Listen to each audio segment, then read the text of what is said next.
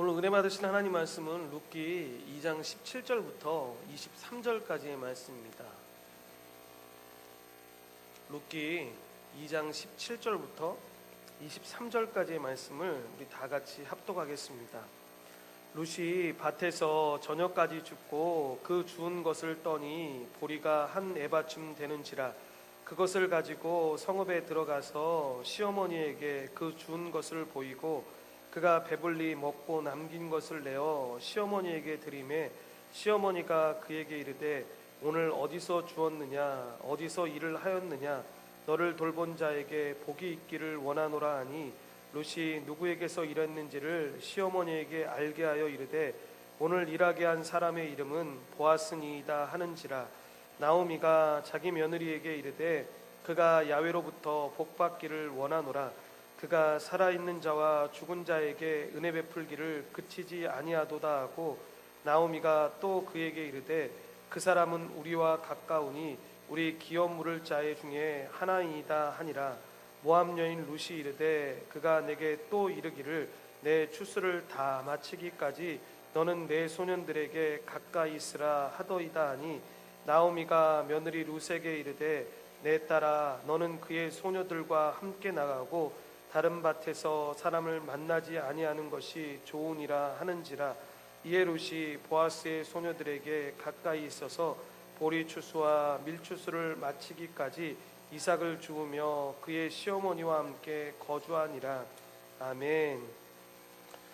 저는 오늘 읽으신 말씀을 가지고 변함이 없는 하나님의 섭리, 변함이 없는 하나님의 섭리라는 제목을 가지고 룻기 7번째 말씀을 전하고자 합니다.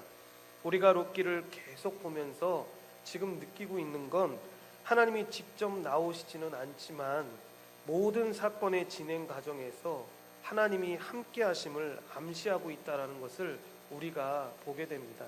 그래서 룻기를 보면 반복적으로 드러나는 주제가 크게 두 가지라는 것을 우리가 알게 되는데, 첫째는 헤세드로 언약한 그 하나님의 변하지 않는 사랑을 우리가 볼 수 있게 되고, 두 번째는 하나님의 섭리입니다. 이 섭리라는 건 우리가 사도신경에서 성부 하나님을 살펴볼 때 우리가 봤던 것처럼 우리의 현실 가운데 개입해 들어오시는 그 하나님의 손길을 말합니다.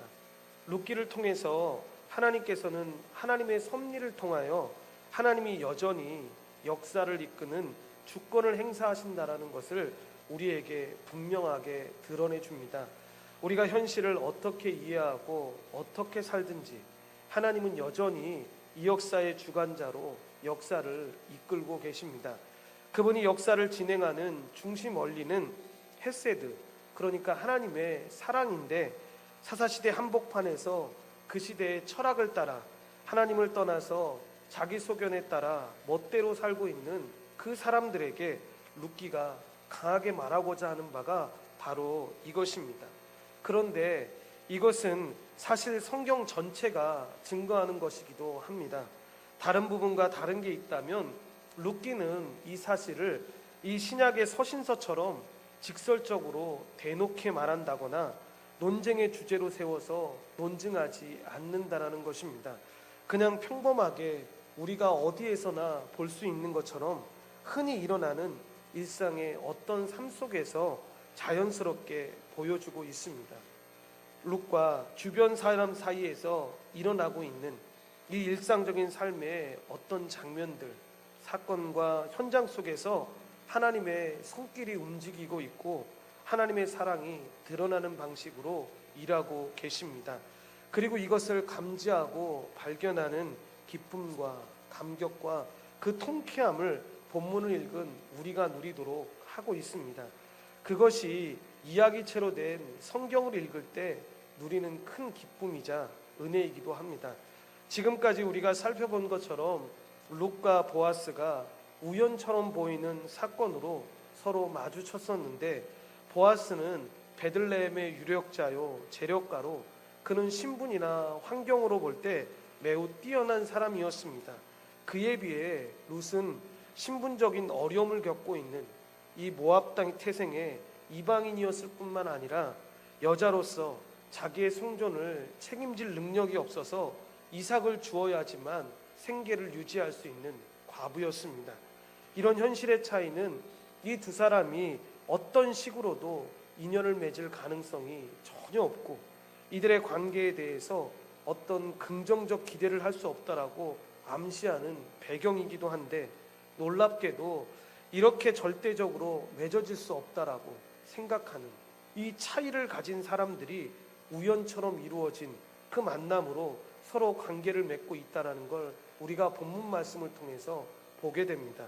신기하게도 룻을 향한 이 보아스의 마음, 오가는 대화, 베푸는 호의들이 두 사람의 관계를 자연스럽게 깊은 관계로 이끌어주는 것을 우리가 본문 말씀을 통해서 보게 되는데, 그 관계는 마침내 전혀 기대할 수 없는 이 신분의 차이에도 불구하고 두 남녀가 결혼하는 데까지 이르는 것을 우리가 후에 보게 됩니다.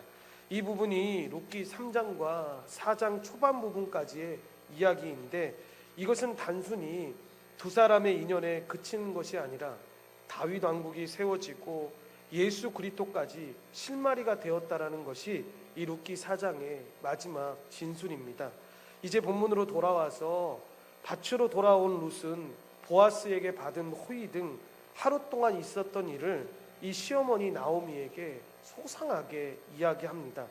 룻이 보아스로부터 어떤 호의와 대우를 받았는지를 우리는 지난 시간에 이미 다 보았는데, 룻을 자기의 가족처럼 대우를 해줬습니다.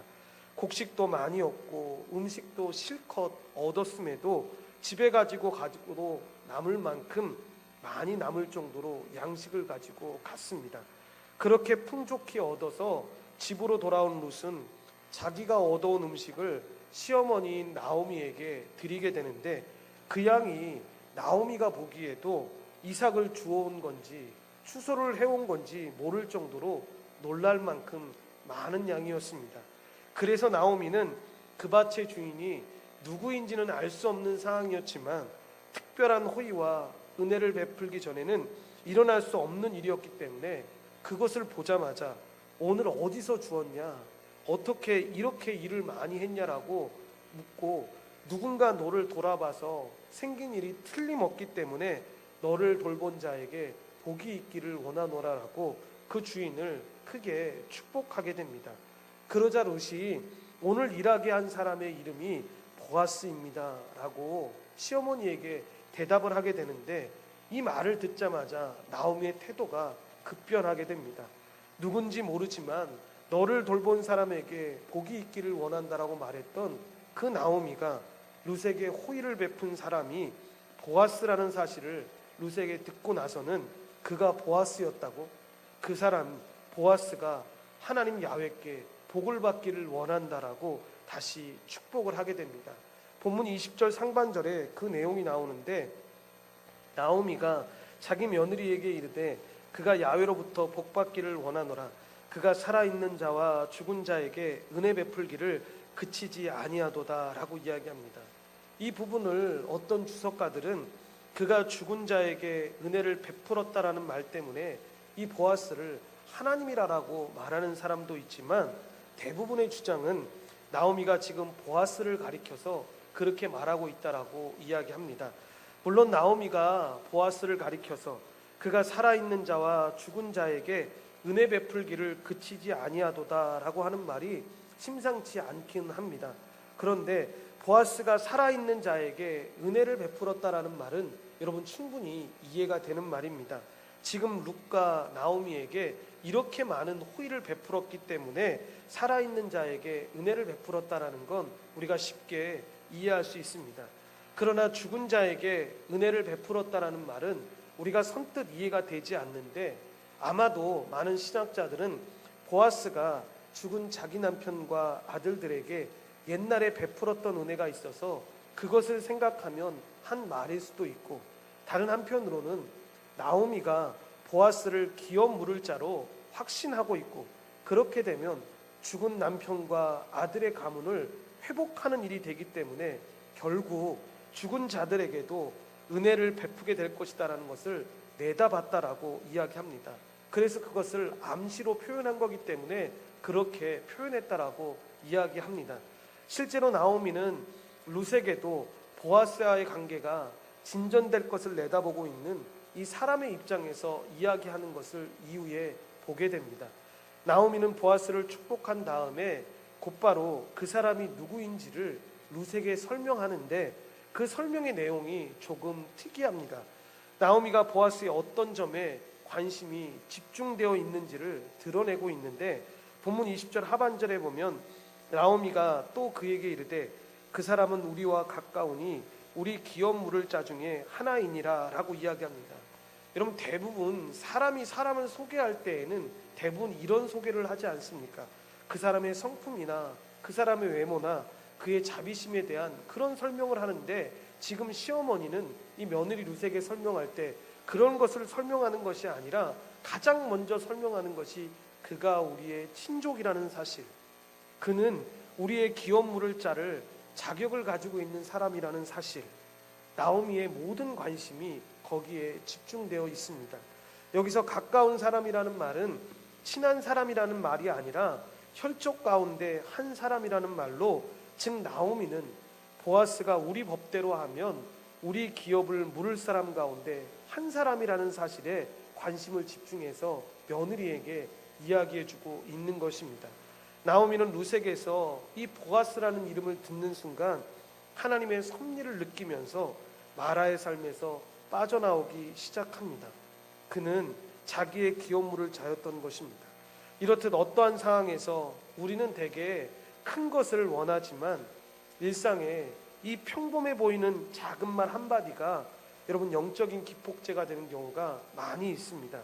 작은 실개천 같은 은혜가 삶에 은혜로 흘러들어가서 환경을 전혀 다른 눈으로 바라보게 하는 것입니다. 여기서 말하는 기업 물을 자를 고엘이라고 이야기하는데 이 고엘이라는 것은 여러분 중동 지방에서 아주 오래전부터 내려온 일종의 관행입니다. 원래 고엘은 아주 좋지 못한 것이었습니다. 예를 들어 친족 중에서 어떤 사람이 다른 사람에 의해서 살해당했다면 가장 가까운 사람이 그 살인자를 찾아서 복수하는 것이 여러분 고엘이었기 때문에 그렇습니다. 그래서 이스라엘에서 과실로 인해 사람을 죽인 자를 복수자로부터 보호하기 위해서 만든 성읍이 도피성 제도, 이 도피성 제도를 설명하다 보면 이 피해 복수자라는 말이 나오게 되는데 이것도 히브리어에서는 고엘로 되어 있습니다. 실수로 사람을 죽인 사람은 우선 도피성으로 피해야 했는데 그렇지 않으면 죽임당한 사람의 가족이나 친척이 원수를 갚겠다고 쫓아올 것이 분명했기 때문에 그렇습니다. 그런데 인도 같은 곳에서는 지금도 이것이 잘못 전해져서 자기 집안의 여자 중 하나가 수치스러운 일을 당하면 가장 가까운 친척이 수치스러운 일을 당한 여자를 가서 직접 때려서 죽입니다. 이것이 가장 나쁜 형태의 고엘인데 다행스럽게도 이 이스라엘 안에서는 이 복수하는 고엘도 있었지만 과부를 도와주는 고엘도 있었습니다. 이것이 가장 분명하게 나타나는 것이 창세기와 룻기인데 창세기에 보면 유다의 큰 아들 엘이 자식을 낳지 못하고 죽게 되자 이 아버지였던 유다가 동생 오난에게 형수에게 들어가서 형의 아이를 낳게 해줍니다. 이것이 바로 여러분 고엘입니다. 즉 형의 대가 끊기지 않게 하기 위해서 동생이 형수와 관계를 하게 하는 것인데 그런데 이것은 특징이 있습니다. 완전히 결혼하는 것은 아니고 여러분 그의 아들만 낳게 해주는 것입니다. 지금 시대와 전혀 다른 건 아들을 낳았다고 해서 내 아들이 되는 것이 아니라 죽은 형의 아들이 되기 때문에 동생의 입장에선 손해 아닌 손해를 보게 되는데 혹시나 형의 땅이 다른 사람에게 팔렸으면 그것을 내 돈으로 다시 사주어서 형수와 그 아이에게 주어야 합니다. 그래서 룻기에 나오는 고엘은 동생이나 가까운 친족에게는 엄청난 희생인 것입니다. 그래서 과부를 돕는 고엘은 사랑의 고엘이었고 자기 희생의 고엘이었습니다. 그러므로 고엘이 된다라는 건 보통 어려운 일이 아니었던 것이 이 몸도 주고 아들도 주고 재정적인 것도 부담을 해야 됐기 때문에 그렇습니다. 여러분 뭐가 답답하다고 과부된 사람을 위해서 아들을 낳아주고 내 돈으로 그 집의 땅을 사서 그 과부에게 주겠습니까? 특히 롯은 이방인 여자로 이스라엘의 율법에 가까이 하는 것을 금했던 모압 사람이었습니다. 그러니까 보아스는 지금 친족이 베풀 수 있는 가장 큰 사랑으로 그들을 대접하고 있는 것입니다. 특별히 이 고엘 제도에는 이스라엘의 독특한 전통과 관련되어 있습니다. 원래 땅은 이스라엘 백성들에게 하나님이 주신 것이었습니다. 다른 지파나 이민족에게 양도할 수 없는 것이었습니다. 그런데 우리가 살다 보면 느끼지만 너무 가난하고 경제적으로 어려운 사정이 있어서 어쩔 수 없이 땅을 팔게 되어 땅을 되찾아올 수도 없을 때, 여러분 이때 가까운 근족의 순서로 그중 능력 있는 친척이 그 잃어버린 땅을 되찾아 원래 하나님께서 주셨던 땅이 그 가족 외에 다른 사람에게 팔리는 것을 막고 원래 족속에게 되돌아가려고 하려는 것이었습니다.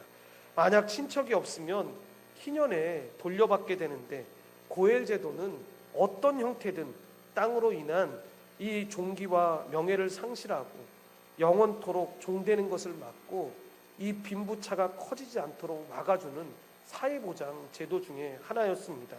그래서 구약의 고엘 제도는 예수 그리스도의 구속사역을 상징한다라고 이야기합니다. 여러분, 구속이라는 말에는 값을 치르다, 자유하게 하다라는 개념이 들어 있습니다. 룻과 나오미를 도운 이 귀한 제도인 이 고엘 제도는 전혀 손쓸 수 없는 처참한 자리에 있는 우리 한 사람 한 사람을 대신해서 예수 그리스도가 대신 값을 치르고 속량하시고 종기를 회복시키시며 모든 필요를 대신 채워 공급해 주시는 이 신학적인 구속사의 영광을 상징합니다.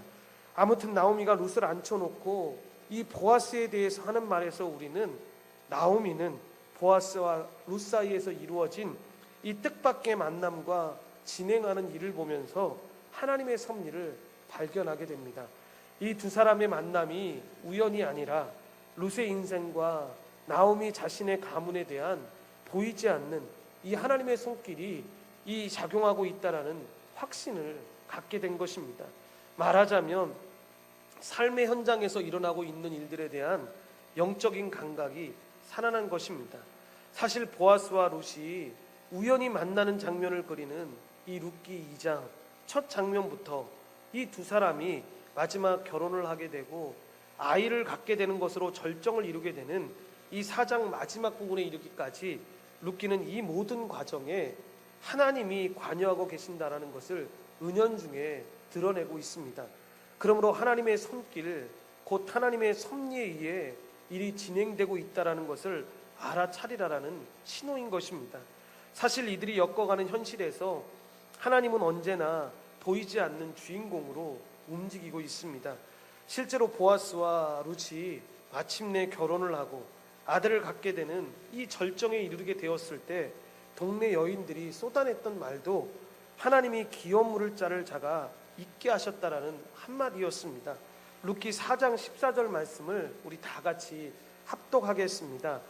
여인들이 나오미에게 이르되 찬송할지로다 야훼께서 오늘 내게 기업 물을 자가 없게 하지 아니하셨도다. 이 아이의 이름이 이스라엘 중에 유명하게 되기를 원하노라 라고 이야기합니다. 그러니까 룻기 저자도 룻이 보아스와 결혼하여 아이를 낳게 되었다라는 이 사실을 진술하면서 야훼께서 그에게 임신하게 하심으로 그가 아들을 낳았도다라고 못을 박음으로써 이 사건이 처음부터 하나님의 섭리에 의해서 진행된 것임을 우리에게 은연중에 강조하고 있는 것입니다. 그렇기 때문에 이 하나님의 섭리를 인정하는 믿음과 우리의 현실에서 그 손길을 알아보는 이 민감함은 우리가 신앙생활을 하는데 너무나도 중요한 일입니다. 나오미는 룻의 말을 듣자마자 생각하게 되는데 오늘 밭에서 그런 일이 있었다고? 그렇게 너에게 호의를 베푼 사람이 보아스라고. 그 사람이 우리의 근족이고 고엘에 의무가 있는 사람이다라고 이야기하는 겁니다. 이것이 예산일이 아니라 분명히 하나님의 손길이 움직이고 있다라고 생각했던 것입니다. 본문 21절 말씀을 다시 보시면 모압 여인 룻이 이르되 그가 내게 또 이르기를 내 추수를 다 마치기까지 너는 내 소년들에게 가까이 있으라 하더이다 라고 이야기합니다. 룻은 집에 돌아와서 보아스가 자신에게 한 말을 이 나오미에게 전달하는데, 나오미는 보아스가 룻에게 했다는 그 말을 들으면서 보아스가 룻에 대해서 무슨 생각을 품고 있는지 민감하게 알아차렸던 것입니다. 그래서 보아스의 말대로 하라고 룻에게 지시를 하게 되는데, 본문 22절에 보면 나오미가 며느리 룻에게 이르되 내 딸아 너는 그의 소녀들과 함께 나가고 다른 밭에서 사람을 만나지 아니하는 것이 좋으니라 하는지라 라고 이야기합니다. 나오미는 보아스가 룻에게 한 말에서 한 걸음 더 나아가 다른 밭으로 가서 다른 사람을 만나지 말라는 자기 자신의 말을 덧붙이면서까지 보아스에게 붙어 있으라고 지시를 한 것입니다. 이미 본 것처럼 나오미는 지금 며느리 룻과 친족 보아스를 중심으로 자기 주위에서 일어나고 있는 이 현상들을 보면서 하나님의 섭리의 손길이 움직이고 있음을 감지한 것입니다. 나오미가 누굽니까? 베들레헴에 돌아오자마자 동네 여인들에게 일부이지만 하나님에 대해서 원망처럼 여겨지는 그 절망과 신음에 찬 말들을 쏟아냈던 한많은 여인 아니었습니까? 그런데 그때의 모습과는 전혀 다른 모습으로 나오미의 영적인 감각과 이 현실을 보는 관점이 전혀 달라졌던 것입니다. 이전에 나오미는 일부의 시간이긴 하지만 하나님을 자신을 괴롭게 하고 자신의 인생을 빈털터리로 만드는 분이라고 투덜댈 때도 있었습니다. 그런데 지금은 그 하나님이 자기 자신과 가족에게 인애를 포기하지 않는 분이시고 자기를 잊고 계신 분이 아니었다라는 사실을 믿음으로 고백하고 있는 것입니다. 룻이 보아스의 밭에 들어가게 된 것도, 거기서 기업 물을 짜인 보아스를 만나게 된 것도, 차고 넘치는 이삭을 준 것과 보아스가 룻을 대하는 태도 등을 바라보면서 어느 것 하나 우연히 된 일이 아니고 하나님이 개입하고 계신다라는 사실을 민감하게 알아차렸던 것입니다. 그래서 다음 장에 가면 나오미가 이 사실을 근거로 전면에 나서서 일을 주도하기 시작하는 것을 보게 됩니다. 나오미의 이런 모습이 우리에게 주는 분명한 도전이 있습니다. 우리의 삶에 개입하여 일을 진행하시는 그 하나님의 손길에 대해서 우리도 민감하라는 것입니다. 지금도 하나님은 다양한 모습으로 우리를 찾아와 계십니다. 하나님은 우리의 삶의 현장에 개입하셔서 이런저런 메시지들을 던지시고 또 이런저런 일들을 진행하고 계십니다. 그러므로 우리는 하나님에 대해서 민감해야 합니다. 영적인 일과 하나님의 일에 대해서 하나님이 우리 주위 이곳저곳에 던져 놓으시는 그 하나님의 흔적들에 대해서 여기저기서 움직이시는 그 하나님의 손길에 대해서 민감하게 반응해야 합니다. 성도가 하나님께 대하여 감각 없이 사는 것만큼 큰 불행은 없습니다. 우리는 하나님께 대해서 민감해야 하는데, 예수님은 이 공중에 날아다니는 새 한 마리나 들판에 피어있는 꽃 한 송이를 보면서도 아버지의 손길을 본다라고 말씀하셨습니다. 때로는 지나가면서 툭 던지는 어떤 아이의 한 마디로도, 혹은 어디서나 만나는 어떤 사람의 모양으로 우리를 찾아오고 계십니다. 그러니까 민감하지 않으면 우리가 하나님을 놓치면서 살아갈 수 있습니다. 하나님을 놓치면 결국 하나님 없는 삶을 살아가게 되는데, 성도에게 하나님이 없는 삶만큼 불행한 삶이 어디 있겠습니까? 하나님께 대해 촉각을 곤두세우고 하나님께 민감한 사람으로 살아갈 수 있어야 합니다. 그런데 이런 민감함은 어디서 오는 것이겠습니까? 눈치가 빠르면 되는 것이겠습니까? 그렇지 않습니다. 이것은 눈치의 문제가 아닙니다. 그렇다면 특별한 은사를 받아야 되는 것입니까? 그렇지 않습니다. 이건 역시 은사의 문제가 아닙니다. 하나님께서는 특별한 은사를 주신 몇몇의 사람이 아니라 예수 그리스도를 구주로 고백하고 구원을 받아서 하나님의 자녀가 되어 하나님을 아버지라 부르며 사는 우리 한 사람 한 사람, 이 땅의 모든 성도들이 한 사람도 빠지지 않고 모두 하나님에 대해서 민감한 삶 살기를 원하십니다. 그렇다면 답은 무엇이겠습니까? 답은 평소에 하나님과 친하게 지내는 것입니다. 하나님과 친하게 지내야지만 어떤 행동 하나만 보아도 금방 그것이 하나님의 행동이라는 것을 우리가 알아차리지 않습니까? 우리가 자녀를 키우는 부모의 입장으로, 자녀된 입장으로, 우리가 부모님을 사랑하는 입장으로 볼 때도 여러분 잘 생각해 보시면 이런 민감함은 사랑할 때 오는 것입니다. 우리 엄마가, 우리 아빠가 이럴 때 반응 보이니까 우리가 이렇게 해드려야겠다라는 것들도 여러분 머릿속에서 생각나는 게 아니라 사랑하니까 어머니의 모습을 보면, 아버지의 모습을 보면, 아내와 남편의 모습을 보면 그런 모습이 나오는 것입니다. 그렇다면 하나님과 친하게 지내는 구체적인 방법이 무엇이겠습니까? 하나님을 뜨겁게 사랑하는 것입니다. 이 하나님을 뜨겁게 사랑하려면 어떻게 해야 합니까? 하나님을 알아야 합니다. 그래서 하나님의 말씀을 깊이 사모하고 바르게 알아서 그분 앞에 나아가는 것입니다. 사랑하지 않으면서 그의 말을 듣고 싶지도 않으면서 어떠한 사소한 실마리를 갖고 그를 알아본다라는 건 여러분 불가능한 것입니다. 하나님을 뜨겁게 사랑하고 하나님의 말씀을 깊이 사모하는 이 세월을 보내면서 하나님과 친해지시기를 바랍니다.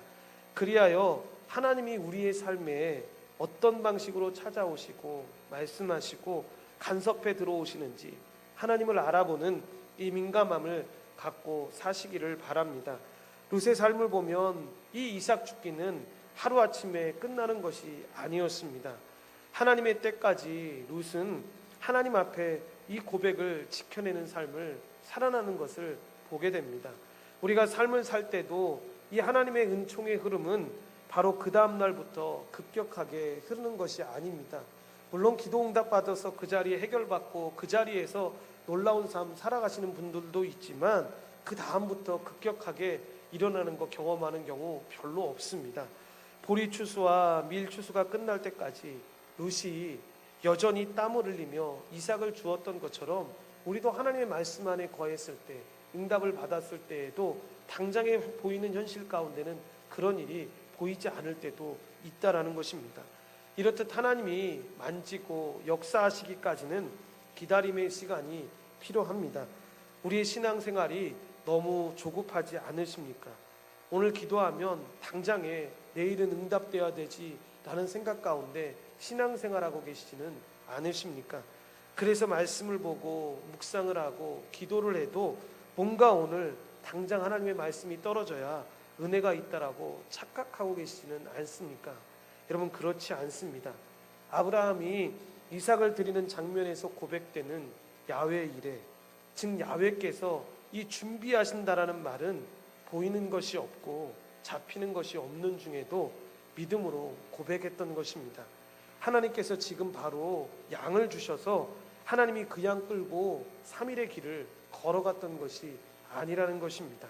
끝까지 가봐야 알 수 있는 것이 야훼 이레, 하나님의 예비하심입니다.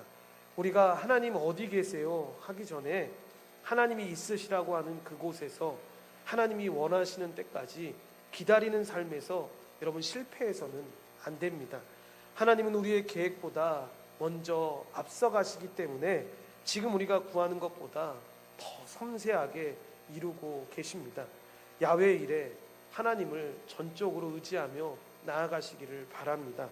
룻기의 주된 메시지는 예수님의 한없는 은혜로 죄인인 우리 한 사람 한 사람이 하나님의 백성으로 편입될 뿐만 아니라 룻이 보아스의 모든 부와 존귀를 상속했던 것처럼 언약 백성인 우리 한 사람 한 사람이 엄청난 하늘나라를 상속하는 영광을 누리게 된다라는 것입니다. 그것을 믿지 않고 자꾸 우리의 자격과 조건을 보면 그 복음의 큰 은혜를 우리가 못 누리게 됩니다. 룻은 다른 사람이 아닙니다. 몇천 년 전에 있었던 역사적인 인물이 아니라 룻은 바로 우리입니다. 우리는 모압 여인처럼 이방 땅에서 다 빼앗긴 자들이었습니다. 그런데 하나님이 우리를 위해서 기업을 물려주신 것입니다. 그러므로 스스로 절망스러울 때에도 교회에 나와 오직 기업 물을 자의 그 귀한 은혜로 하나님 앞에 주시는 그 축복과 종기를 덧입으시기를 바랍니다. 그 하나님을 기뻐하시면서 사시기를 간절히 축원드립니다. 이 간절히 예비하심 가운데, 기다리심 가운데 손에 잡히는 것이 없고 눈에 보이는 것이 없을 그때에도 기다림을 예비하며 하나님 앞에 나아갈 때 하나님께서 우리에게 주신 그 하나님의 그 축복들이 우리의 삶에 넘쳐나게 될 줄로 믿습니다. 기도하겠습니다. 하나님 감사합니다. 하나님의 은혜 가운데 이 룻과 보아스, 나오미의 이 삶들을 보면서 우리가 역사 속에 나오는 어떤 한 사람의 모습을 살펴보기 위함이 아니라 하나님이 이 악한 시대를 살아가고 자기 소견에 옳은 대로 살아가는 이 시대에서 우리가 어떻게 살아가야 할지, 어떻게 하나님이 우리를 붙잡고 계신지를 발견하는 귀한 시간 될 수 있도록 주여 우리를 붙잡아 주시고 인도하여 주시옵소서. 룻은 역사 속에 있는 한 여인의 모습이 아닙니다. 우리입니다. 모든 것이 다 빼앗긴 자들이었는데 하나님이 그의 아들 예수 그리스도를 이 땅에 보내셔서 그 대속적인 죽음을 맞이하여 우리가 하나님 그 복음의 큰 은혜를 누리게 된 것입니다. 다시 하나님 백성 그 삶 살아갈 수 있게 모든 것을 회복시켜 주신 것입니다. 그 하나님의 은혜가 우리의 삶 가운데 충만하게 부어질 수 있도록 우리를 붙잡아 주시고 인도하여 주시옵소서. 모든 걸 주님께 감사드리오며 예수님의 이름으로 기도드리옵나이다. 아멘.